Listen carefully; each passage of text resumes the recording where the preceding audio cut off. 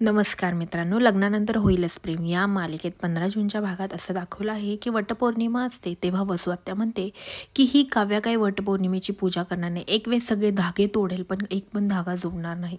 असं बोलल्यानंतर तेव्हा पार्थ म्हणतो, हे बघ आत्या, त्यांना पूजा करायची असतील तर करतील, नाही तर नाही, हे सगळं त्यांच्यावर डिपेंड, तू प्लीज कालवा करू नकोस. असं बोलल्यानंतर मानिनी म्हणते, आजपर्यंत तू तुझ्यासाठी एवढं सगळं काही केलं, ती साधी पूजा नाही तुझ्यासाठी करू शकत.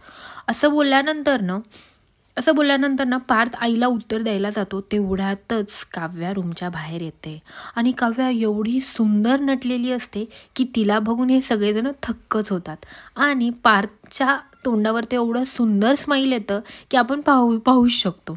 आणि काव्या खूप सुंदर सजून धजून पूजेचं ताट घेऊन बाहेर येते आणि आता वसुआत्याच्या तोंडावर तर 12 वाजलेले असतात, तसेच रम्याच्या तोंडावरही 12 वाजलेले असतात आणि पार्थची तर आता विकेटच पडलेली असते, कारण की पार्थसाठी काव्याने उपास केलेला असते आणि ती पूजाही करणार असते.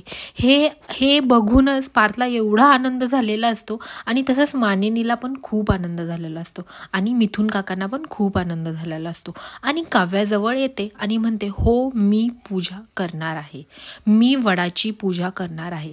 असं बोलल्यानंतर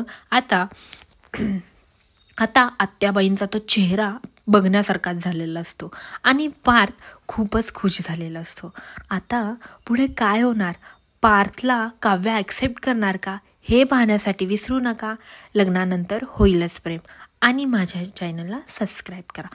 धन्यवाद.